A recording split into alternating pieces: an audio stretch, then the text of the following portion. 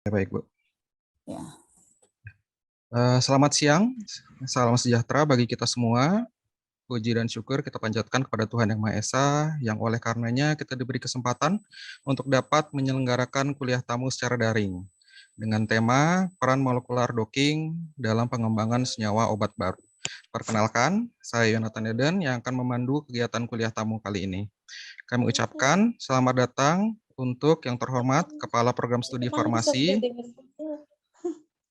Ibu Dr. Apoteker Sri Teguh Rahayu, Magister Farmasi.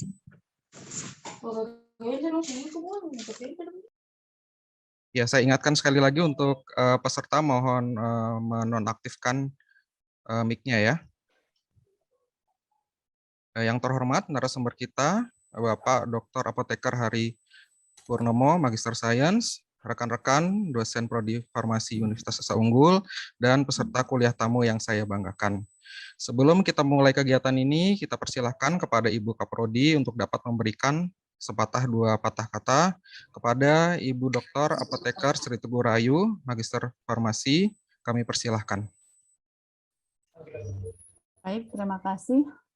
Sebelumnya, apakah suara saya terdengar? Terdengar dengan baik. Baik, mohon maaf karena kali ini saya off kamera. Situasi di rumah sedang hujan petir, takut saya terlempar dari Zoom. Pertama-tama saya mengucapkan puji syukur kehadirat Allah Subhanahu wa taala, Tuhan Yang Maha Esa, karena pada siang hari ini kita semua diberikan kesehatan sehingga kita bisa berkumpul dan melaksanakan kuliah tamu pada semester ganjil 2020-2022. Kuliah tamu ini adalah salah satu kegiatan yang memang selalu diselenggarakan oleh program studi farmasi sebagai bentuk peningkatan kualitas dan pengetahuan dari program mahasiswa program studi farmasi. Saya mengucapkan terima kasih dan salam hormat kepada narasumber Bapak Dr. Apoteker Hari Purnomo selaku narasumber yang akan memberikan materi pada siang hari ini dengan tema peran molekular docking dalam pengembangan senyawa obat baru. Harapan kami dari Prodi, kegiatan ini dapat menambah wawasan bagi mahasiswa, kemudian dapat meningkatkan juga minat dari mahasiswa yang mungkin akan melakukan tugas akhir, yang barangkali nanti setelah mendengarkan pemaparan dari pemateri bisa menambah wawasan dan menambah minatnya di bidang molekular docking ini. Kepada seluruh peserta, harapan saya semoga apa yang disampaikan oleh pemateri akan memberikan wawasan dan berharap agar pada siang hari ini semua kegiatan bisa berjalan dengan lancar dan dengan baik dan kita selalu diberikan kesehatan. Mungkin demikian dari saya. Terima kasih. Assalamualaikum warahmatullahi wabarakatuh. Waalaikumsalam warahmatullahi wabarakatuh. Ya, terima kasih kepada Ibu Dr. Apoteker Sri Teguh Rahayu, Magister Farmasi untuk pembukaannya. Selanjutnya, sedikit akan kami sampaikan ringkasan kurikulum vitae pembicara kita pada siang hari ini.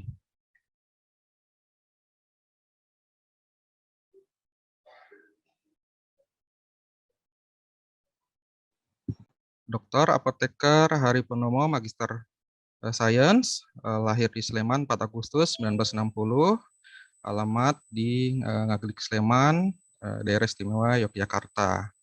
Ya, riwayat pendidikannya lulus di jenjang S1 dan profesi pada perguruan tinggi Universitas Gadjah Mada, lalu menyelesaikan studi strata 2-nya di Universitas Teknologi Bandung, serta program doktoralnya di Universitas Gadjah Mada. Untuk pengalaman sebagai pengajar, dimulai sebagai koas di Fakultas Kedokteran Universitas Andalas Padang, lalu beliau juga memiliki pengalaman mengajar di Fakultas Farmasi Universitas Setiabudi Surakarta, lalu Universitas Ahmad Dahlan Yogyakarta, serta saat ini menjadi pengajar di Fakultas Farmasi Universitas Gadjah Mada.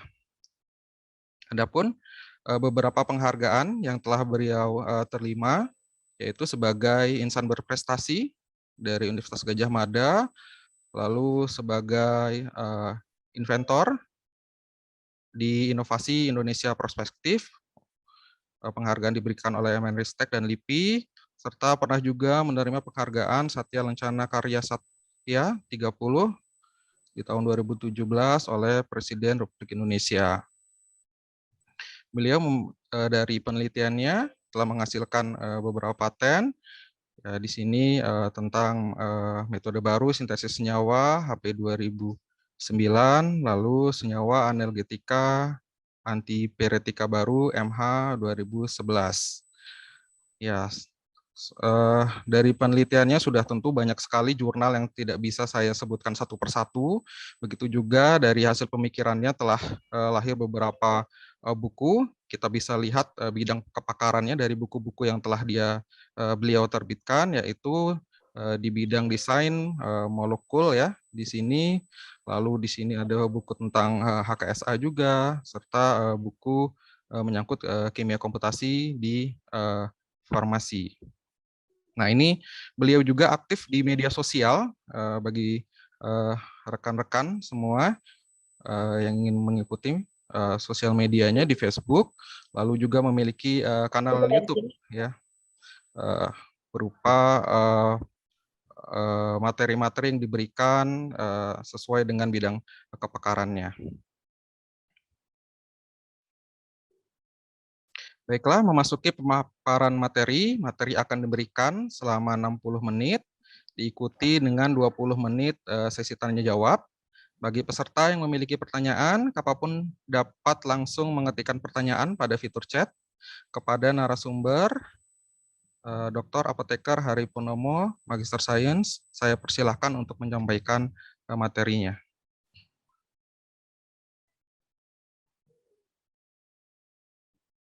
Assalamualaikum warahmatullahi wabarakatuh. Salam sejahtera untuk kita semua. Alhamdulillah Rabbil Alamin. Segala puji bagi Allah Subhanahu wa Ta'ala yang sudah mengizinkan kita untuk dapat bersilaturahmi. Karena tanpa izin Allah itu kita nggak bisa apa-apa ya. Mati listrik aja kita sudah jadi zero ya. Nggak bisa komunikasi. Jadi alhamdulillah segala puji bagi Allah. Yang kedua saya aturkan terima kasih sekali kepada Bu Dekan, kemudian Bu Kaprodi dan seluruh sivitas akademika Universitas Esa Unggul dan juga para peserta dari luar Universitas Esa Unggul juga ya. Karena perannya sangat besar ya, perannya sangat besar. Jadi bukan saja para peserta ini ingin tahu tentang peran molekuler docking dalam pengembangan senyawa baru, tetapi bagi saya itu para audien ini sangat berperan besar sekali, yaitu membebaskan saya dari seksa. Kenapa? Karena saya punya ilmu docking yang dikasih oleh Allah. Kalau nggak saya amalkan, maka saya akan dapat seksa.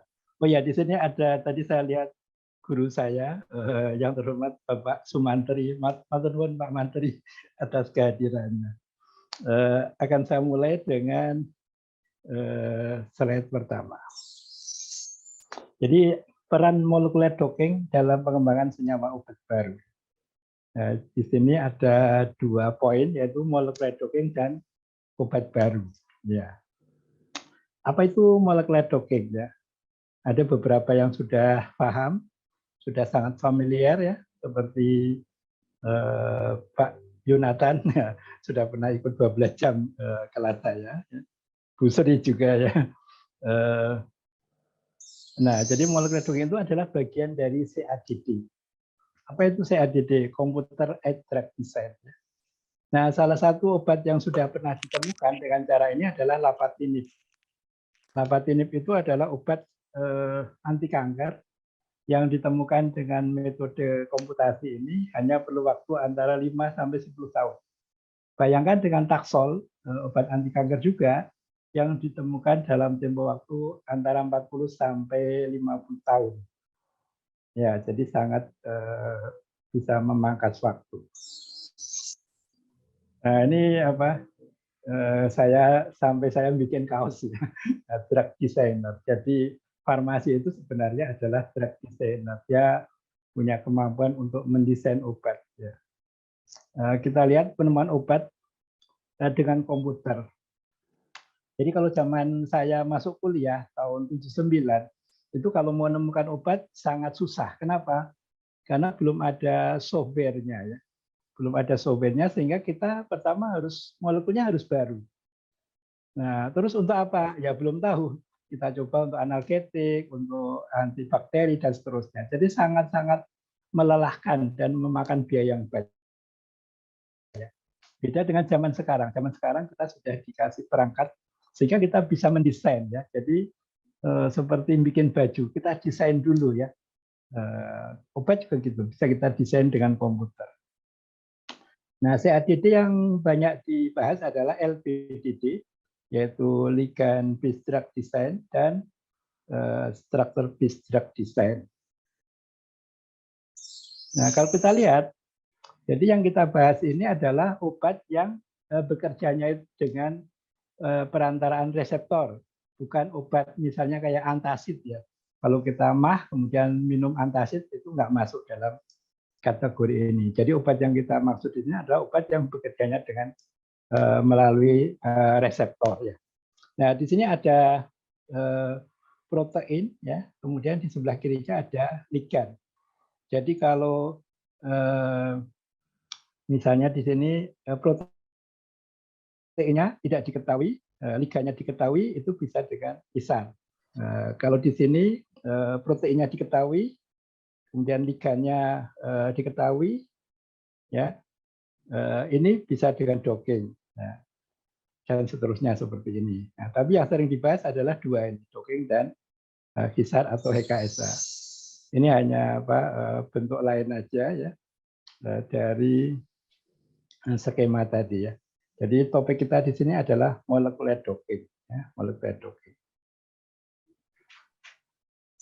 Nah, saya akan kasih contoh lebih real lagi tentang LBDD ini, Ligand Based Drug Design. Jadi di sini yang merah ini adalah obat ya, inhibitor siklooksigenase 2. Kemudian yang molekul besar ini adalah reseptornya, yaitu enzim siklooksigenase 2. Kalau yang LBDD, Ligand Based Drug Design, itu kita lebih berbasis ke ligandnya, dalam artian obatnya. Jika kita nggak perlu reseptornya, kita hilangkan. Nah, seperti ini. Jadi kita bisa memodifikasi molekul, kemudian kita membuat persamaan garis, nanti kita bisa menemukan obat baru dengan seperti ini. Saya nulis buku namanya Hubungan Kuantitatif Struktur dan Aktivitas. Ya, jadi ini ada kelasnya. Pernah kita buka kelas 6 kali ya, pesertanya cukup banyak juga, walaupun ini metode lama ya, begitu. Yang berikutnya adalah SBDD, Structure Based Drug Design. Jadi mendesain obat berbasis struktur. Di sini yang dimaksud adalah protein atau target.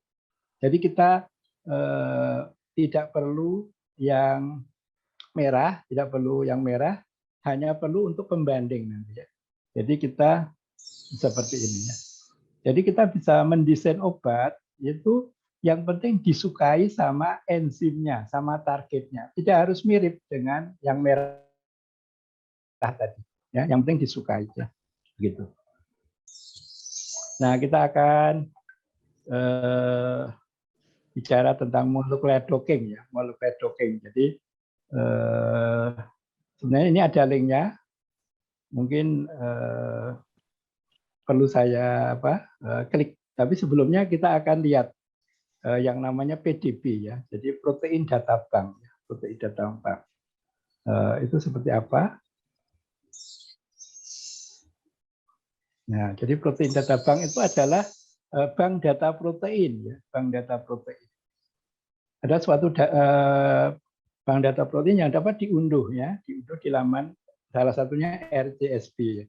Nah, ini berisi apa? Berisi target. Biasanya protein bisa berupa enzim atau reseptor, dan di dalamnya ada yang mengandung obat, ada yang tidak. Nah, untuk program yang saya kenalkan, plan, itu di dalamnya harus ada obatnya. Kalau kosongan, kita tidak bisa memakai program yang saya ajarkan ini begitu. Nah, ini salah satu contoh. Jadi kalau kita luka, itu ada perubahan asam arachidonat menjadi prostaglandin ya oleh suatu enzim namanya enzim siklooksigenase 2. Nah, paracetamol bekerja di sini. Jadi PGG2 dan PGH2 ini yang akan lapor kalau ada luka sehingga kita sakit. Nah, kalau yang lapor ini dihambat supaya tidak terjadi, maka tidak ada yang lapor sehingga saat sakit kita akan berkurang atau hilang gitu. Biasanya untuk penyakit yang ringan sampai sedang. Nah, jadi protein target suatu obat itu dalam PDB biasanya bentuknya kompleks ya, kompleks ligan protein. Nah, ligannya itu bisa agonis, bisa antagonis. Jadi kalau kita ingin menemukan obat agonis ya pakai PDB agonis yang di dalamnya ada obat agonis. Kalau yang ingin menemukan antagonis, cari yang di dalamnya adalah antagonis.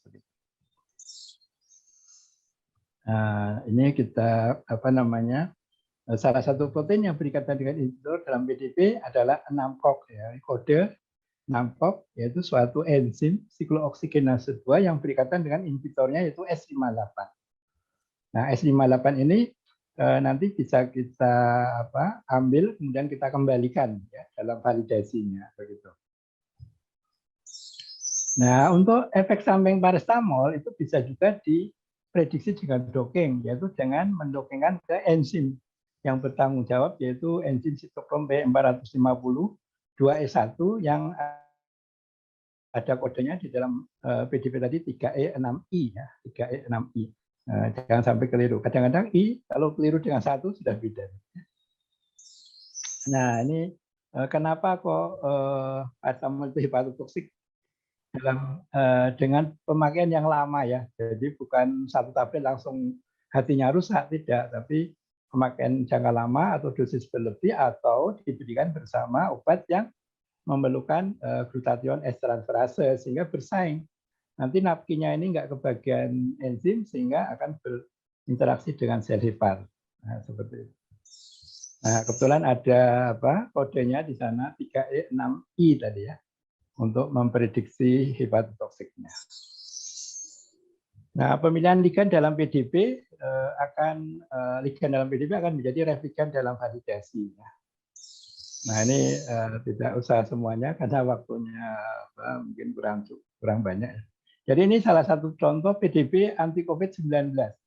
6LU7 ini yang dipakai UNER untuk menemukan molekul yang waktu itu dikawal sama Badan Intelijen. Saya nggak tahu lagi perkembangannya ya, apakah sudah jadi atau belum begitu.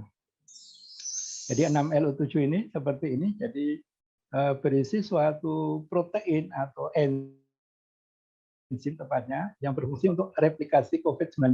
Di sana ada inhibitornya N3, ya, N3. Dan ini lebih poten dibanding lopinavir atau ritonavir ya. Nah, tapi kenapa kok nggak menjadi obat? Nah, itu karena tergantung dari investornya ya.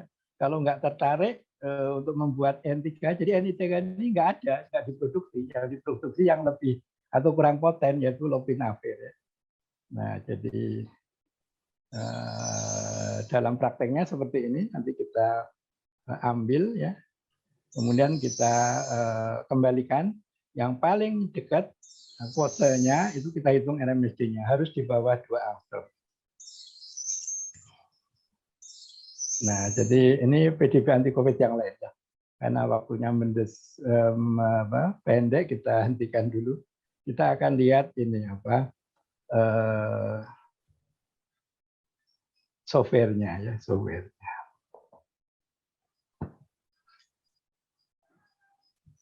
Yasara ya, Yasara. Ini gratis ya, gratis. Yang berbayar ada sekitar 6 juta ya. Saya ditawarin masih belum tertarik.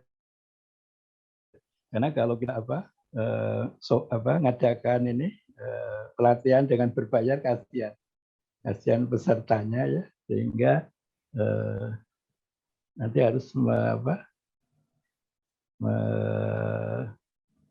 merogoh uang yang banyak ya. Nah, saya akan tunjukkan dengan software ini tentang enzim tadi yang saya pakai untuk menemukan obat saya. Jadi ada di sini ya. Nah, ini enzim siklooksigenase 2 yang kita buka dengan Yasara. Nah, sekarang itu enak sekali ya. Jadi bisa lupa waktu kalau Ini enzim yang di dalamnya ada SC58. SC58. Nah, ini kalau saya pencet pakai F1, F2 seperti ini. Nah,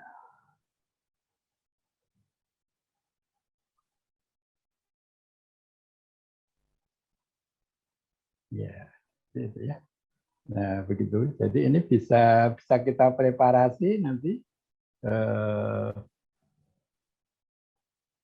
bisa kita copot, bisa kita docking istilahnya, kita kembalikan lagi begitu.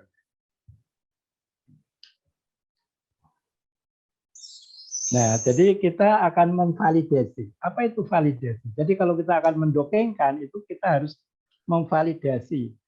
Software kita harus valid terhadap target, ya, target yang kita pakai. Di sini saya memakai target enzim siklooksigenase 2. Siklooksigenase 2, di sini target saya yaitu obat saya bekerja mirip dengan paracetamol, yaitu menginhibisi enzim siklooksigenase 2 sehingga tidak terjadi PGG2 dan PDH2 tadi, sehingga obat saya sama dengan paracetamol bisa untuk mengurangi rasa sakit tetapi lebih poten. Nah, jadi prinsipnya jika PDB-nya bentuk polimer cukup digunakan monomer ya. Jadi kita lihat ada AA, BB, B. Kita nggak usah menggunakan keduanya, pilih salah satu, boleh A, boleh B. Ya. Kemudian molekul air harus dihilangkan. Kenapa? Padahal tubuh kita itu banyak air. Nah, itu kesepakatannya. Kesepakatan supaya laptop kita itu tidak terlalu berat. Kemudian karena dalam validasi dan dalam uji molekul itu sama-sama perlakuannya tanpa air, jadi walaupun tanpa air itu bisa mengurangi kesalahan ya, karena diperlakukan yang sama. Kemudian residu lain selain ligan juga dihapus ya. Biasanya ada gliserol, ada NAG, ada fosfat, ada seng, ada Cl ya. Jadi yang selain obat itu kita hilangkan. Kemudian kita tambahkan hidrogen. Kenapa? Karena dalam protein data bank itu belum ada hidrogennya ya. Konon dalam pembuatannya itu dielusidasi dengan sinar X yang di sana tidak ada hidrogennya begitu. Nah, nanti target dan obatnya itu akan kita simpan sebagai yasara objek. Jadi yasara objek itu berisi target dan ligan atau molekul obat. Nah, jadi preparasi protein dan refligan itu dilakukan menggunakan yasara tadi, yang free tadi ya. Bedanya apa yang free? Ya, itu nanti dipreparasi dari yasara objek yang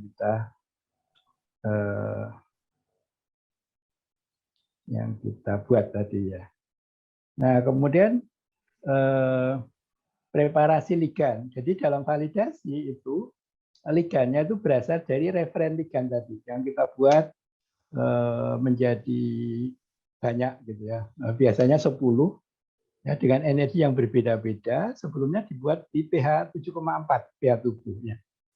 Nah, ini software plan ini salah satu kelebihannya adalah memperhatikan pH 7,4. Kalau yang sudah pernah docking dengan Autodoc itu tidak ada penyesuaian pH di sana. Kemudian dijadikan 10 konformasi. Ini kita akan lihat yasara objek. 6 kokyok ya. Jadi kita akan lihat yasara objek. Itu tadi di D.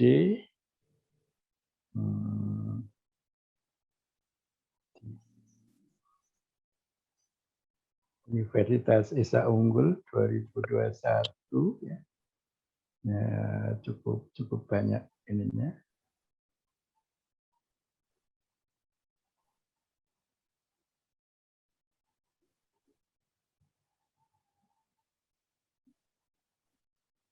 Nah, ini ya validasi. Nah, ada yasara objek ya.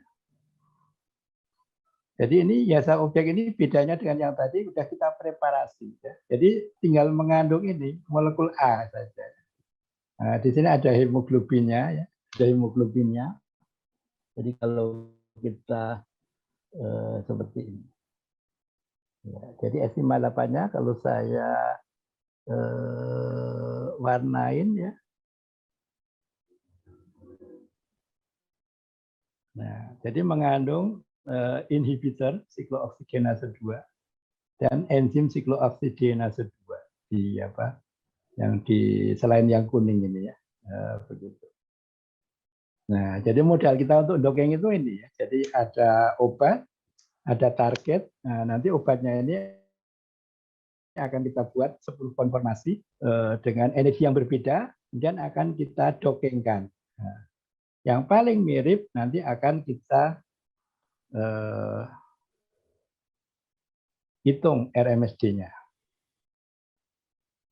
Ini kita akan lihat apa namanya 10 konformasi ya, 10 konformasi.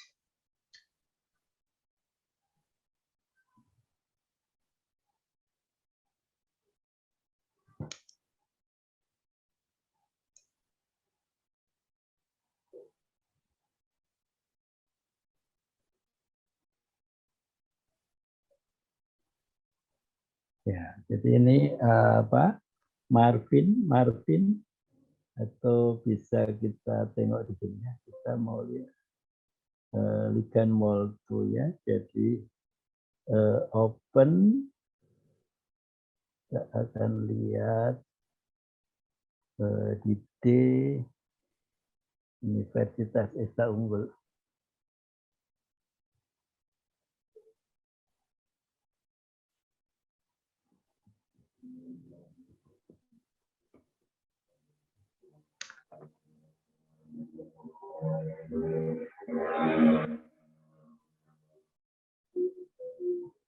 Akan lihat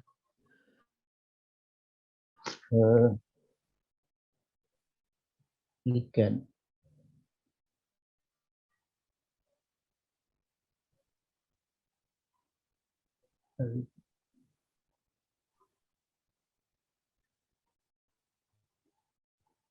Ligand MOL2 ya. Jadi ada 10 ya. Nah, jadi ada 10. Jadi replikan tadi kita buat jadi 10. Ini energinya beda-beda. Jadi ibarat kita duduk itu ada yang duduk enak sekali, ada yang duduk kaki kiri diangkat, kaki kanan diangkat, dan seterusnya kita buat 10 konformasi. Nah, itu akan kita dongengkan sehingga nanti akan ada 10 skor dongeng. Nah, running dongengnya kita punya protein MOL2 tadi, kemudian replikan MOL2, ligand MOL2. Nah, ini softwarenya ya, CMD, Ming, PC, Plan. Ya. Kalau yang ini pada saat preparasi. Codingnya hanya 2 baris ya. Kalau dulu banyak baris, sekarang codingnya 2 baris. Ini P-nya kecil ini ya. Nah, jadi intinya validasi tadi 6 kok kode PDB yang ada obatnya tadi itu kita preparasi protein dan replikan, kita preparasi ligand, kita running dongeng, kemudian kita menghitung RMSD untuk validasi. Valid jika RMSD di bawah 2 angstrom. Nah, ini yang harus diperhatikan ya. Jadi dalam suatu penelitian itu kevalidan sangat penting ya. Jadi kalau para peserta mengikuti seminar dan di situ ada topik dongeng, perhatikan validasinya RMSD karena saya beberapa kali menjumpai RMSD-nya itu tidak valid ya. Ada yang 4, ada yang 10 ya, yang lebih apa dalam tanda kutip menggelikan. Ada seminar internasional di Grasabadi UGM, kebetulan pesertanya dari Indonesia ya. Dia presentasi RMSD-nya 10. Yang lebih mengherankan, ketika saya tanya, Mbak, itu kok RMSD-nya 10, tidak valid itu. Terus malah dia bertanya, apa itu Pak RMSD? Waduh, ini berarti dosennya kejam ini ya. Jadi dia mahasiswa S2, dikasih proyek sama dosennya, suruh presentasi di seminar internasional tanpa dibekali ilmu. Jadi ya kalau RMSD 10 itu bisa dikatakan sampah ya, jadi nggak ada gunanya. Nah, jadi nanti RMSD itu dihitung dengan sesuai dengan rumusnya ya. Root itu akar ya, min itu rata-rata, square kuadrat, deviasi. Jadi akar sigma D1 kuadrat ya dibagi N. Jadi gampangnya kalau kita punya molekul dengan 5 atom misalnya. Jadi molekul kita terdiri dari 5 atom itu akan kita ambil ya. Molekulnya kita ambil kemudian kita kembalikan. Nah, kalau kita kasih nama A1 itu atom 1, A2 sampai A5. Itu A1 sampai A5 sebelum diambil dan sesudah diambil pasti ada jarak. Nah, setelah kita kembalikan ya. Sama kalau kita duduk kemudian kita berdiri, kita balik lagi. Belum tentu akan menduduki di titik-titik yang sama. Pasti ada selisihnya. Nah, selisih itu kita sebut dengan D. Ya. Kemudian kita kuadratkan, kita jumlah, kemudian kita rata-rata dari 5 atom tersebut. Kemudian kita akar. Nah, itu yang disebut RMSD. Itu harus lebih kecil dari 2 angstrom. Nah, seperti ini ya. Yang paling skodokingnya atau posenya paling dekat kita kembalikan. Dan nanti kita hitung pakai software yang gratis ini. Ya. Di sini kelihatan bahwa RMSD-nya adalah 1,922 di bawah 2. Jadi tandanya apa? Tandanya ini valid ya, valid. Kalau apa untuk memahami yang mudah itu begini. Kalau ibaratnya yang berwarna ini itu awal ya. Kemudian dia pergi ya. Kalau diibaratkan ini yang punya rumah, kemudian proteinnya atau reseptornya itu rumahnya. Ini pergi ke pasar misalnya, pulang. Bisa balik enggak? Kalau bisa balik berarti dia valid sebagai tuan rumah. Jadi kalau ngundang kita itu enggak akan nyasar ya. Nah, tapi kalau misalnya dia pergi ke pasar, kemudian baliknya enggak bisa ke situ, malah di luar rumah, di belakang rumah misalnya, bagaimana mau menerima tamu ya, seperti itu gampangnya gitu ya. Jadi harus angkanya harus di bawah 2 angstrom begitu. Nah, ini ada beberapa.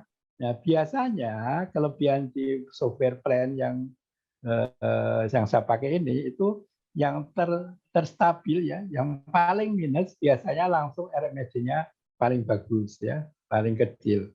Tapi ada kalanya ada kecualiannya. Kalau misalnya mendapatkan yang paling minus kok tidak bagus, terpaksa kita hitung satu-satu ya. Kalau ada yang di bawah 2, nanti sudah bisa kita lanjutkan. Nah, sekarang tadi kita sudah tahu ya, sudah valid. Nah, sekarang tinggal kita bikin molekul baru. Nah, jadi sebelum kita menemukan obat itu kita desain dulu, kita prediksi dengan komputasi, dengan komputer, dengan docking. Kalau sudah bagus, baru kita buktikan, kita sintesis.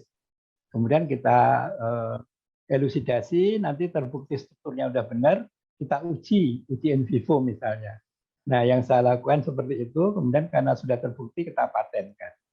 Jadi sebenarnya software yang baik itu software molecular docking untuk menemukan obat ya. Kadang-kadang software docking itu dipakainya untuk melihat interaksi obat reseptor. Jarang yang dipakai untuk menemukan obat. Padahal sebenarnya software itu gunanya sebenarnya untuk menemukan obat begitu.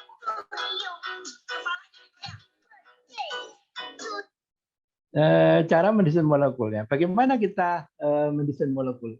Kadang-kadang menemukan obat itu kok susah sekali ya. Menurut saya enggak susah karena kita pengennya yang mudah-mudah.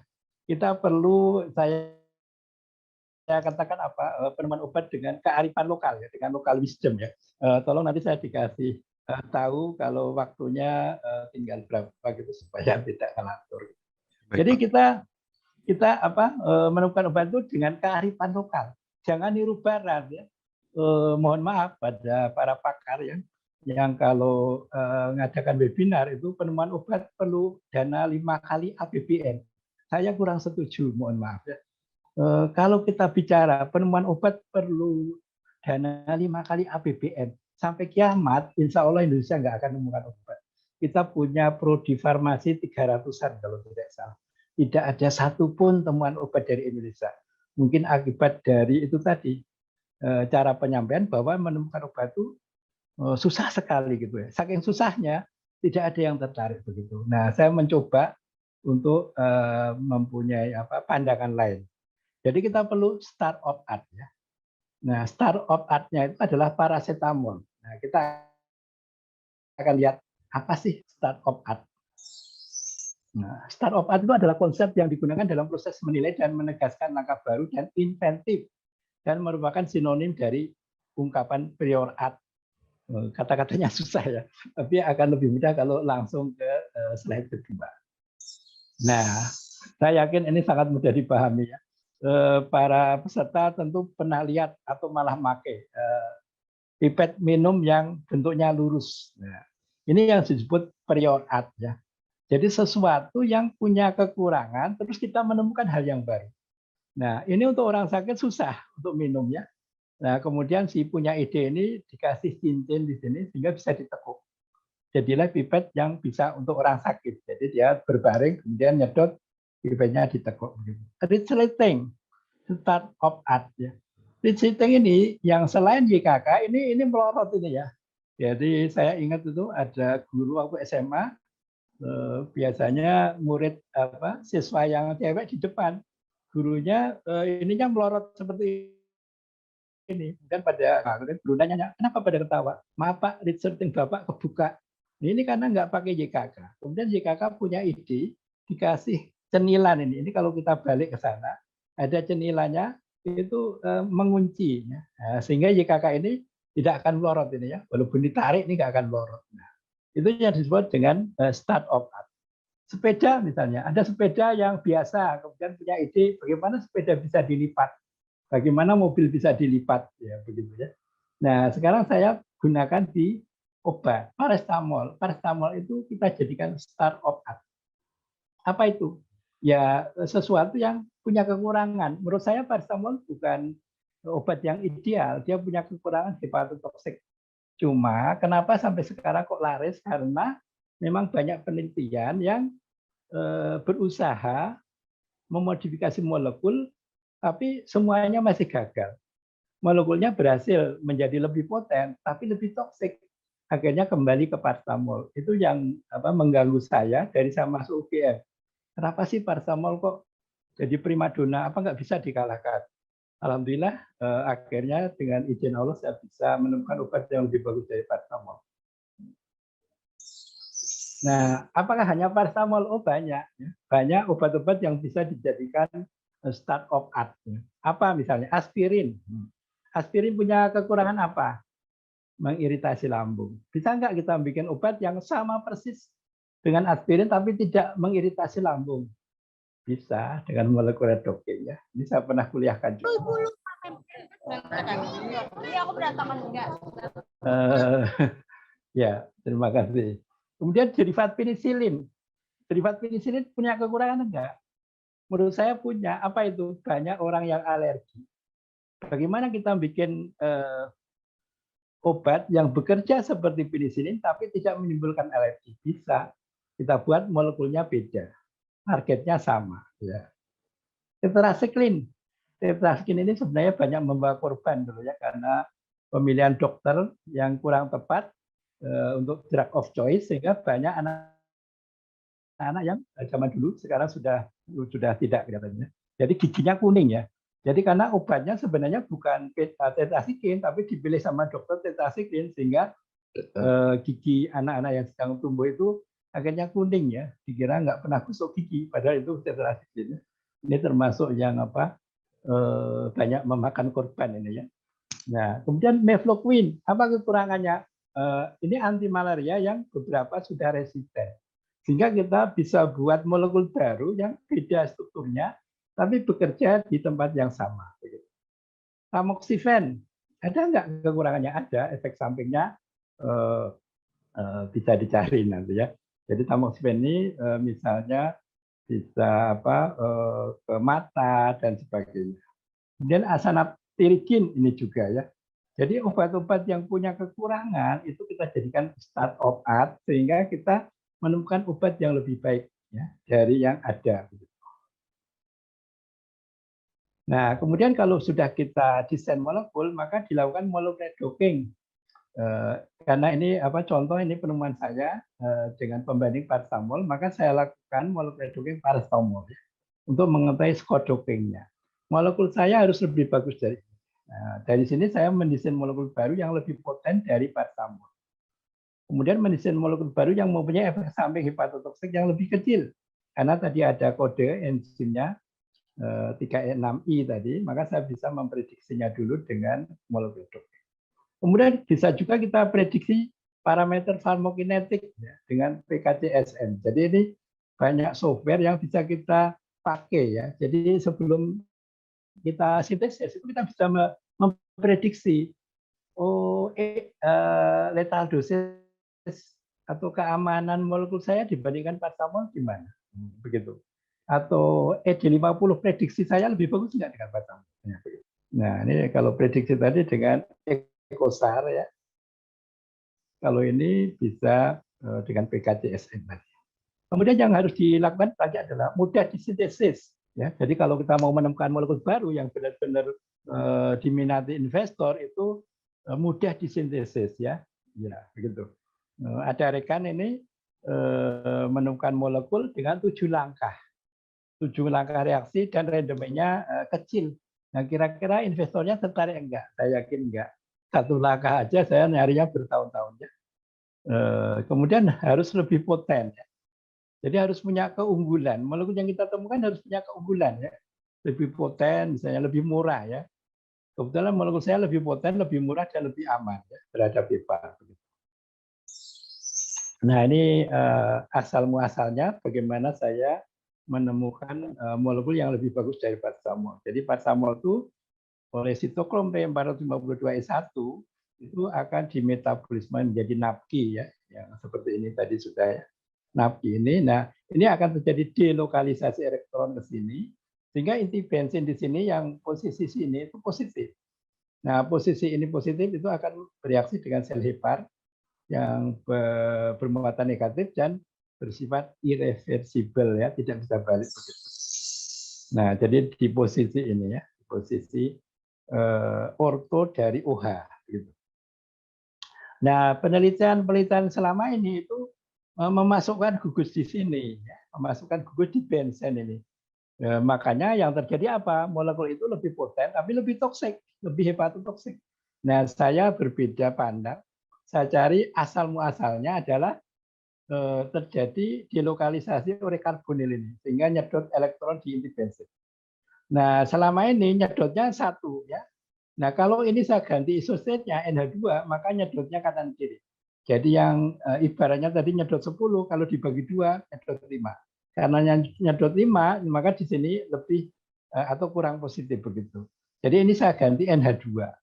Ya, NH2. Jadi para hidroksi fenil urea. Tetapi apa yang terjadi? Allah itu maha pengasih ya.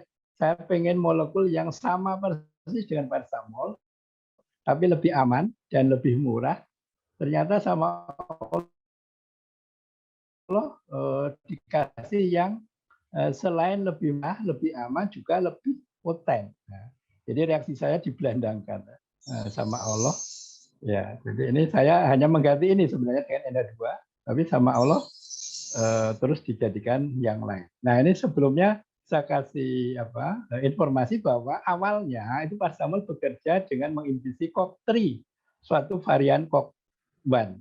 Ini penelitiannya KIS 2005 dan Chandra Sekaran 2002. Nah ini ditolak sama HIN tahun 2008 bahwa paracetamol itu terbukti bekerja secara selektif melalui inhibisi COX-2 in vivo pada manusia. Sehingga saya menggunakan ini, inhibisi COX-2.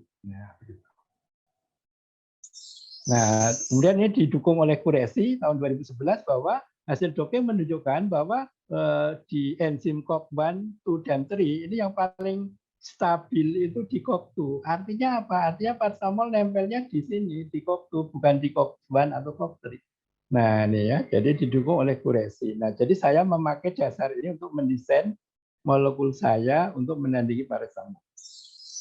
Nah, kemudian ini saya juga menggunakan kimia komutasi untuk menghitung muatan tadi, membuktikan muatan bahwa di sini itu minus 0,107 setelah dimodifikasi menjadi minus 0,110. Artinya di sini lebih negatif, ya, lebih negatif ya.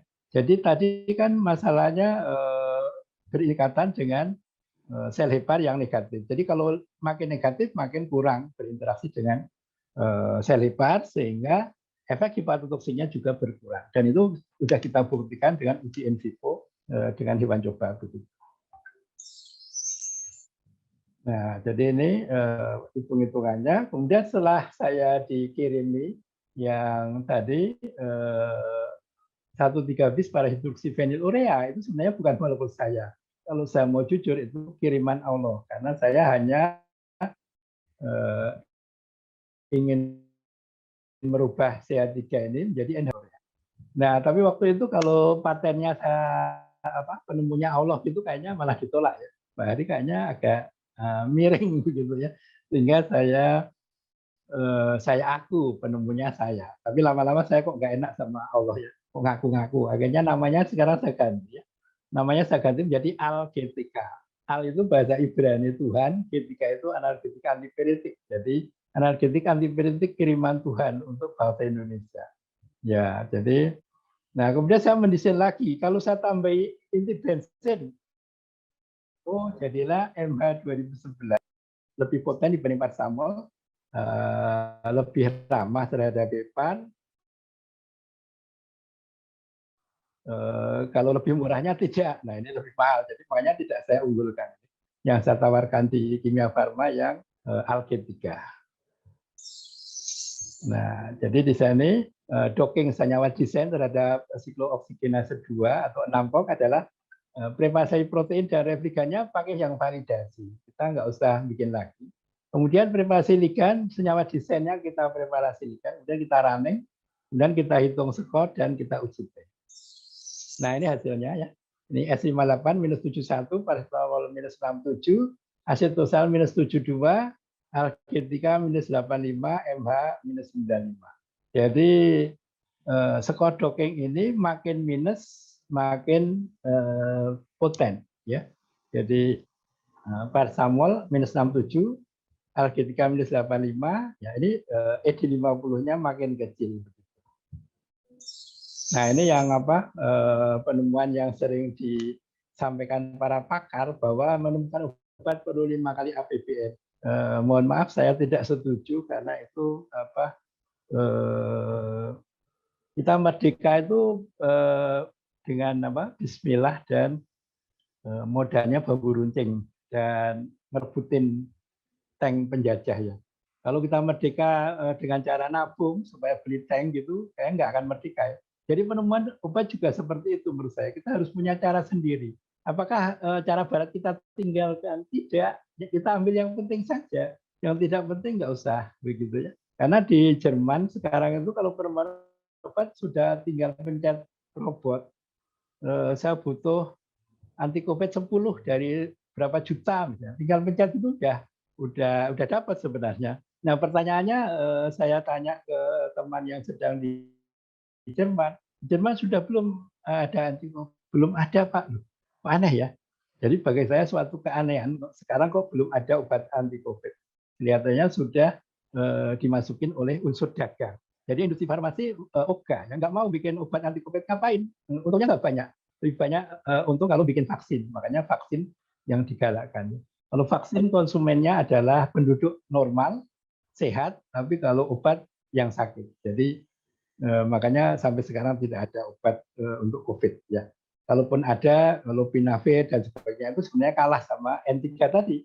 Tapi N3 tidak diproduksi karena tidak diminati tidak diminati investor. Nah ini kalau kita ini dari Bapak Muhtaridi ya, waktu webinar di Stikes Mandala Waluya Kendari sama saya. Nah ini kalau kita buat seperti ini kira-kira. Nah, saya menawarkan seperti ini, drug discovery with local wisdom ya. Jadi kita punya state of art atau state of the art ya. Jadi senyawa pemandu atau lead compound ya, senyawa pemandu.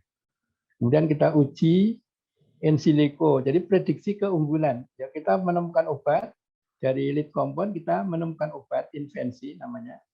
Nah, invensinya ini kita prediksi harus lebih bagus ya dari yang kita bandingkan tadi ya. Lalu tadi lead compoundnya dari paracetamol ya. Nah, nanti bisa lead compoundnya misalnya mefloquine ya.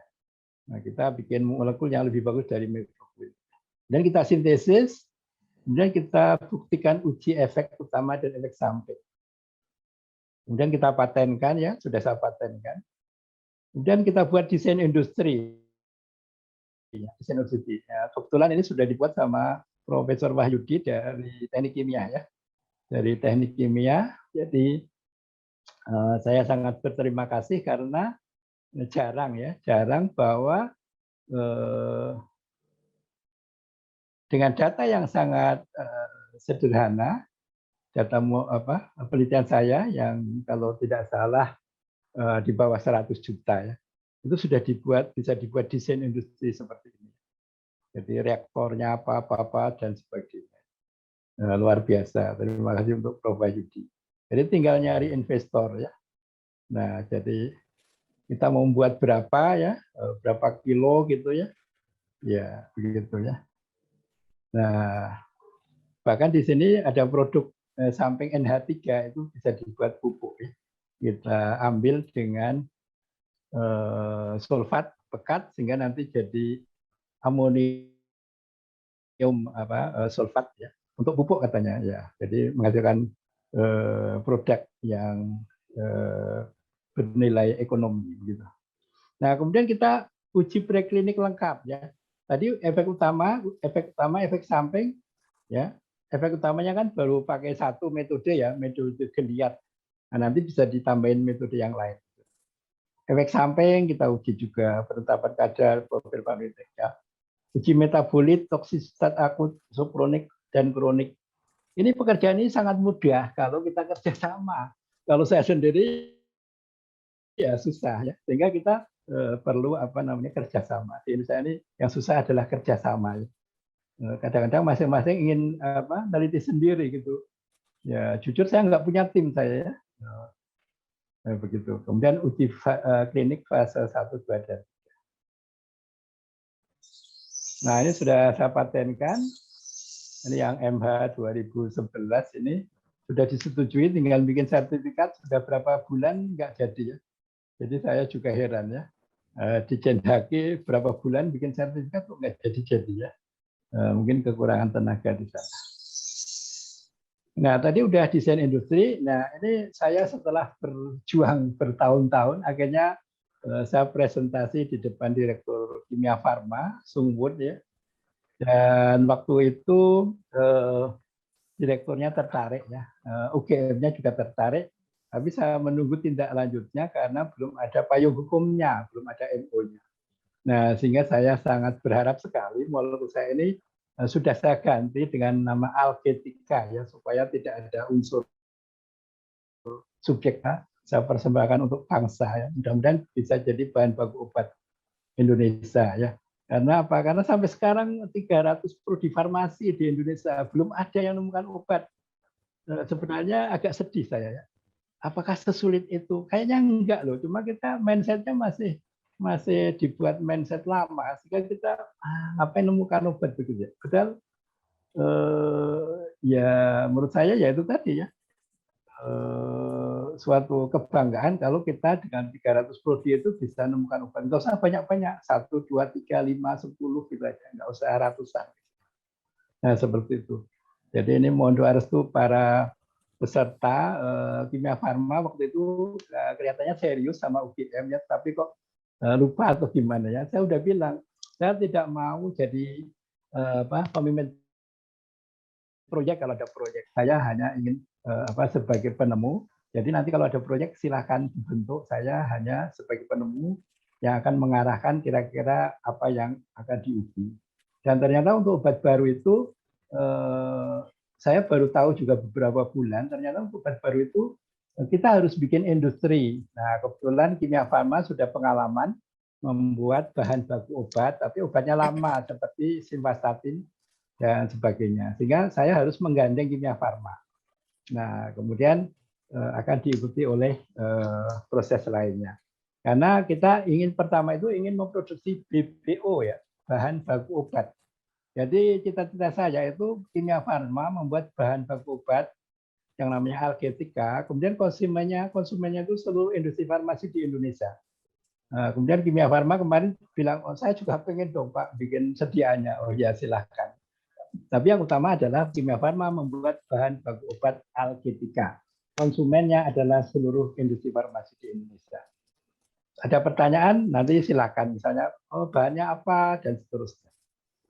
Nah, mungkin itu dulu, nanti kita buka diskusi supaya tidak membosankan. Nah, demikian. Saya persilakan kalau ada tanggapan. Terima kasih. Ya, terima kasih untuk pemaparan materi yang telah diberikan. Saya rasa bisa kita bilang ini aplikatif sekali ya, bagaimana pengembangan obat menggunakan molecular docking ya. Jadi kalau bisa saya ambil ringkasannya, kita memiliki sebuah masalah adanya sifat hepatotoksik dari konsumsi paracetamol. Jadi dengan molecular docking kita cari solusinya bagaimana menghasilkan senyawa obat baru yang lebih aman, tapi tentu saja ternyata bisa lebih murah dan lebih mudah untuk dibuat. Tadi ya ditemukan desain hanya satu langkah saja berhasil untuk dibuat. Ya, kami buka pertanyaan bagi peserta. Kami persilahkan untuk bisa menuliskan pertanyaannya pada fitur chat yang sudah tersedia ataupun dengan menghidupkan raise hand ya.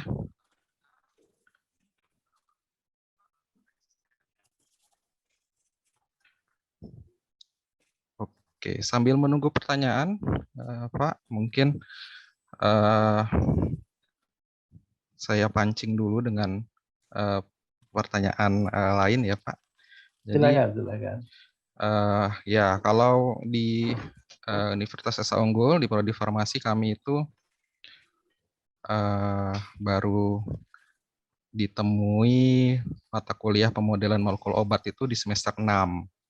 Ya, lalu mata kuliah tersebut juga pilihan. Jadi saya lihat ini banyak juga mahasiswa baru gitu kan yang mungkin baru pertama kali dengar gitu ya istilah-istilah yang tadi diungkapkan gitu kan, ya itu bisa ditanyakan seperti itu ya, ataupun mungkin sudah di atas semester 6 namun tidak mengambil mata kuliah pilihan tersebut. Nah, kan itu bisa langsung ditanyakan ya. Mungkin ya kalau dari kami selama ini kami lihat mungkin baru ada, setahu saya baru ada 2 orang ya Pak mahasiswa yang tertarik melakukan penelitian di bidang riset desain senyawa obat. Mungkin bisa diberikan apa ya motivasi seperti itu ya, sebenarnya apa sih daya tarik dari riset desain senyawa obat gitu ya, agar mahasiswa bisa interest gitu untuk melakukan riset di bidang itu seperti itu. Baik, terima kasih ya. Jadi sebenarnya ini bisa untuk skripsi. Banyak penelitian yang menguji molekul itu secara in vitro ya. Nah, jadi in vitro. Jadi pengujian secara in vitro baik ekstrak atau molekul ya.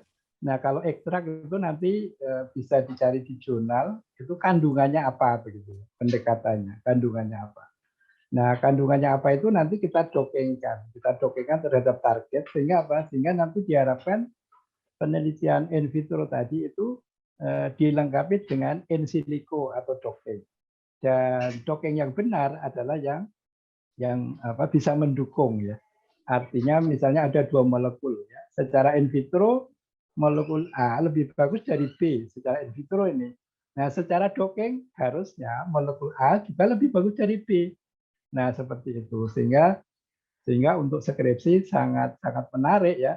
mahasiswa tinggal nyari jurnal yang sudah yang ada uji in vitronya, kemudian di sana nanti ditelusuri molekulnya, kemudian kita dongengkan. Nah, diharapkan yang uji in vitro tadi ada beberapa gitu ya, ada pembandingnya ya. Jadi misalnya uji in vitro beberapa molekul atau ekstrak. Nah, tapi ada pembandingnya sehingga nanti dongengnya bisa menjelaskan begitu. Dan kebetulan saya dapat ilmu juga tentang dongeng kombinasi. Jadi kalau misalnya kita minum ekstrak, itu di dalam ekstrak misalnya ada 5 molekul, itu dongengnya adalah dongeng kombinasi. Jadi 5 molekul itu ada di target yang sama. Itu bisa kita praktekkan begitu ya. Kalau kita dongengnya satu-satu, ya tidak cocok gitu untuk menganalisa ya. Nah, jadi harus pakai dongeng kombinasi ya, seperti itu. Dulu di Fakultas Farmasi UGM itu sempat dongeng ini nggak boleh untuk skripsi. Kenapa? Karena ada orang-orang yang tidak mengerti itu bilangnya begini, dongeng nggak bisa untuk skripsi. Kenapa? Itu kan cuma pencet-pencet komputer. Dia tidak tahu bahwa yang namanya PDB, protein data bank, itu hasil lab basah yang dibuat database. Jadi, nah setelah dijelaskan, banyak yang mengerti bahwa bahkan sekarang di MIPA UGM itu S3-nya dongeng full itu udah bisa ya. Tapi kalau di farmasi biasanya yang lazim tidak boleh ya. S3-nya komputasi dongeng itu nggak boleh, harus ada lab basahnya begitu. Nah, jadi sekali lagi untuk mahasiswa itu sangat enak ya. Kalau mau skripsi tinggal cari jurnal molekul apa, uji in vitro misalnya, udah didongeng belum? Kalau belum kita lengkapi dengan dongeng. Nah, bagaimana cara dongeng? Tentu saja kita perlu belajar ya. Di YouTube saya banyak juga ya, kalaupun saya juga buka kuliah online ya. Ini besok Senin sampai Sabtu ini ada 13 orang dari Bakti Tuna Susada Tasikmalaya yang mau belajar dongeng 6 kali 2 jam ya, jadi 12 jam. Nah, seperti itu. Silakan. Ya, berarti untuk riset yang sudah ada in vitronya itu kita lakukan docking dan itu bisa untuk dijadikan skripsi begitu ya Pak ya? Betul. Berarti hanya murni docking gitu ya? Iya, betul. Ya, untuk S1 sudah cukup. Oh iya, saya rasa ini menarik sekali ya. Ini mengingat kita di tengah pandemi gitu kan, mungkin akses ke kampus terbatas gitu ya, dan penelitian seperti di rumah sakit ataupun di klinik gitu kan, kita butuh untuk mobilitas gitu ya. Dengan docking, ternyata kita bisa menghasilkan penelitian untuk menyelesaikan skripsi kita. Ya, bagaimana untuk peserta? Ya, kelihatannya ini masih kebingungan ini, ingin menanyakan apa ini Pak. Ya, karena itu tadi ya Pak, mungkin karena materi pemodelan molekul obat itu masih masih baru bisa ditemui di semester atas seperti itu. Itu juga mata kuliah pilihan. Betul. Mungkin bisa dibagikan kembali pengalamannya Pak. Mungkin kesulitan atau hambatan apa yang biasanya mahasiswa bimbingan Bapak alami saat melakukan riset desain senyawa obat. Baik ya. Jadi kalau sekedar untuk jurnal itu sebenarnya nggak masalah. Jadi yang bermasalah kan kalau kita pengen benar-benar buat obat itu ya. Ya, jadi kalau sekedar untuk jurnal itu kayaknya nggak ada masalah. Kalau benar-benar kita pengen itu jadi obat benar, itu harus digarisbawahi tadi. Jadi pembuatannya itu harus simple ya. Jadi jangan membuat obat kok 7 langkah. Nah, jelas industri tidak tertarik.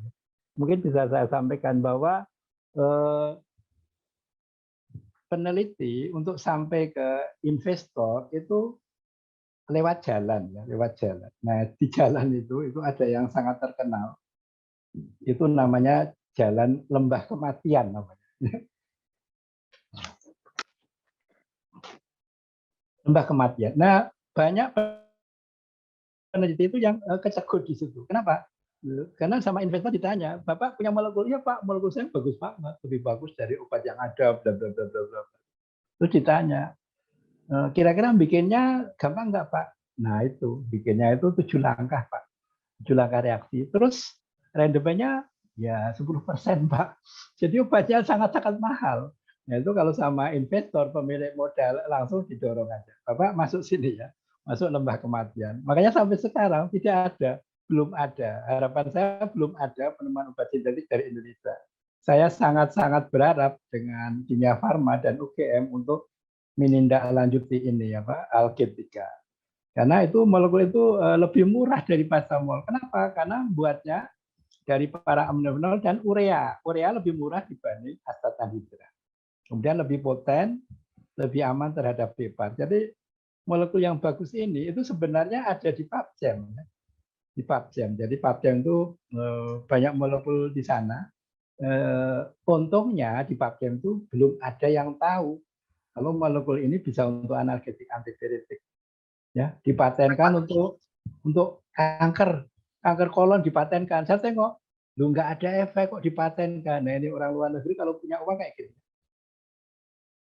Jadi dia teliti molekul yang sama persis punya saya ini untuk kanker kolon.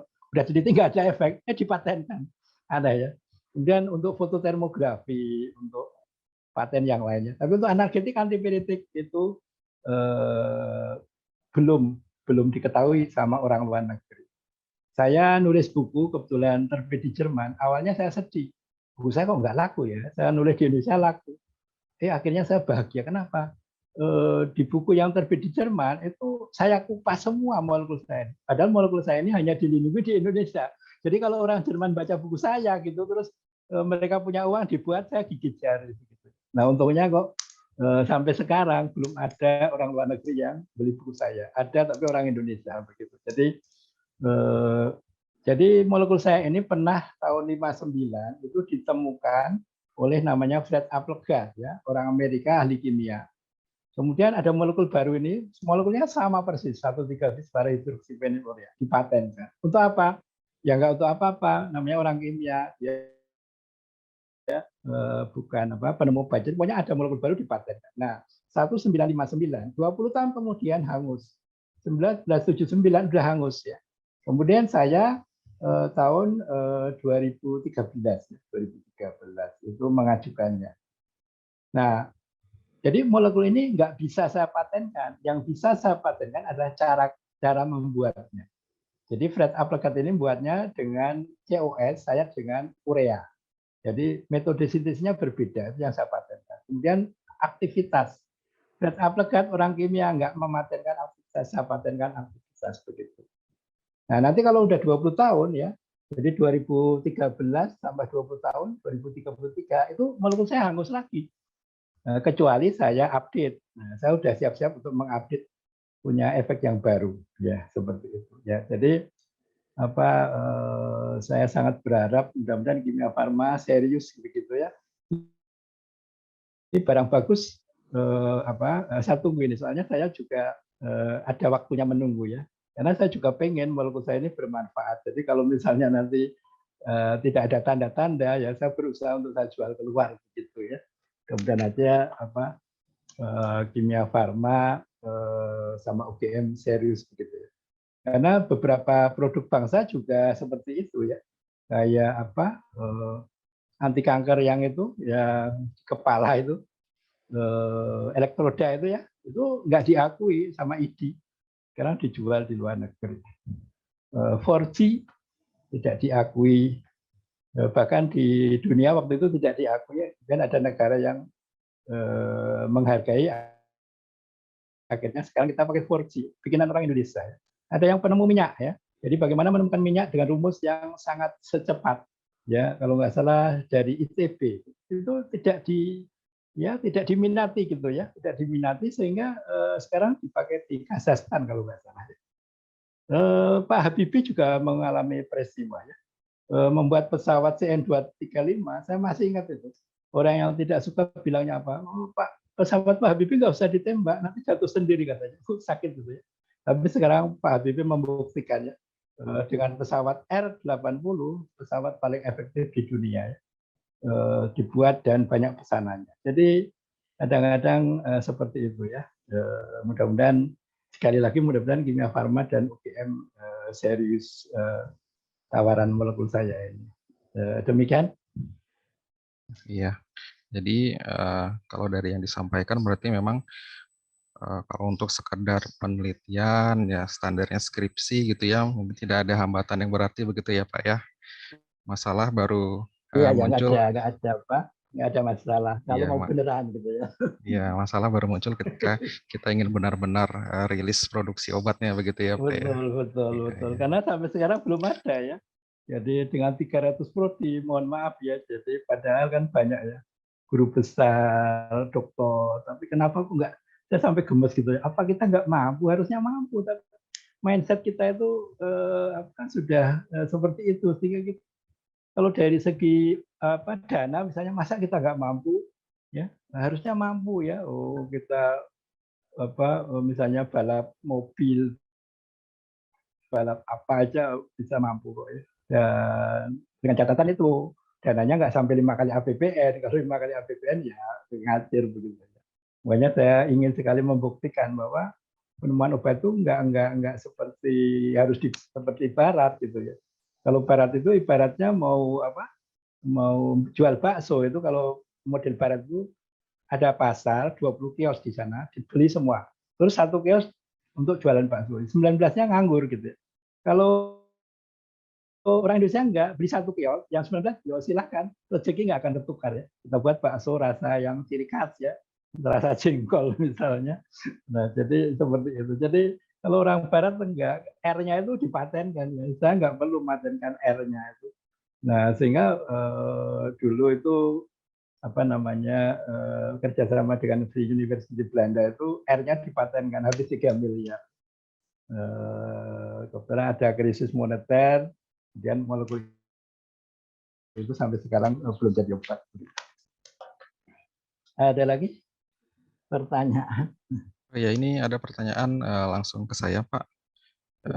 Silakan. Ini bagaimana mengetahui sifat hepatotoksisnya Pak untuk senyawa yang tadi sepertinya belum selesai Bapak sintesis ya Pak ya, dalam masih dalam apa perhitungan gitu ya Pak ya, dalam pemodelan ya Pak ya. Oh ya ya. Jadi caranya kita validasi ya tadi 3E 6I tadi kita validasi. Kemudian kalau sudah valid, molekul kita dongengkan dibandingkan dengan paracetamol. Bedanya apa? Bedanya kalau untuk aktivitas itu makin stabil makin bagus. Kalau untuk hepatotoksik sebaliknya. Makin skornya makin tinggi atau makin stabil, skornya makin stabil itu makin hepatotoksik. Jadi kebalikannya dengan dengan efek utama. Kalau efek samping sebaliknya, kita menghendaki molekul kita tidak stabil dengan enzim sitokrom pre 450 2E1 begitu.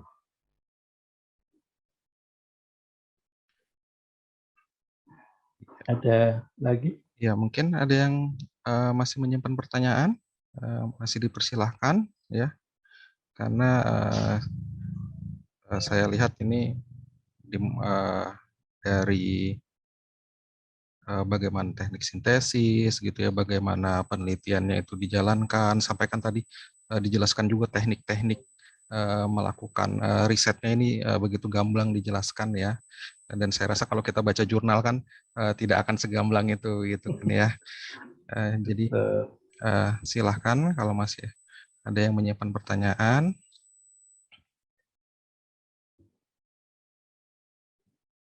Mungkin ada, atau kita kasih contoh ya, kita kasih contoh desain molekul untuk tadi penisilin ya. Iya, silakan Pak, silakan. Ya. Jadi penisilin itu kan banyak yang ini ya, banyak yang penisilin itu banyak yang alergi ya, banyak yang selain alergi ada yang resisten ya. Jadi bagaimana untuk mengatasi yang resisten itu ya? Nah, kita akan ya,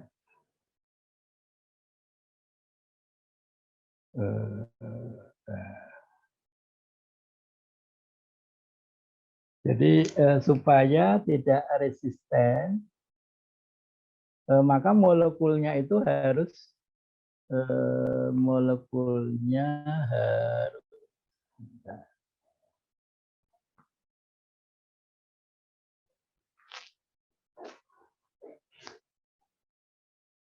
bisa sebagai antibiotik. Nah,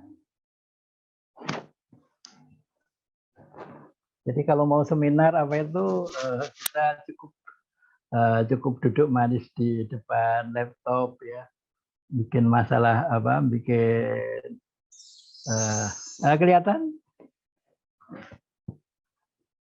Ya, terlihat, Pak.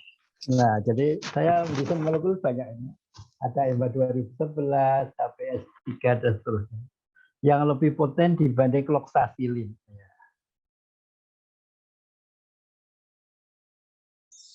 Nah, masih ingat kecelakaannya apa? Anaknya Ahmad Yani ya? Itu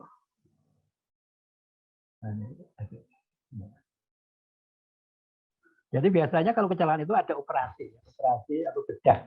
Biasanya dokter itu mengasih antibiotik ya untuk pencegahan infeksi ya. Jadi di sini ada tanda kutip ya. Biasanya antibiotik untuk penyembuhan itu untuk pencegahan ya, dikasih antibiotik supaya enggak terjadi infeksi. Nah, beberapa pasien itu alergi. Nah, sehingga kita perlu antibiotik pengganti penisilin dan cefalosporin. Jadi molekulnya harus beda ya, harus beda. Saya bisa bikin derivat penisilin yang lebih bagus bisa, tapi buat apa? Karena banyak yang resisten begitu atau alergi. Nah, kita mulai dari bagaimana bekerjanya penisilin ya, dengan menginhibisi sintesis dinding sel di fase ketiga. Jadi kita ingin membuat molekul yang mekanismenya seperti penisilin, tapi molekulnya beda.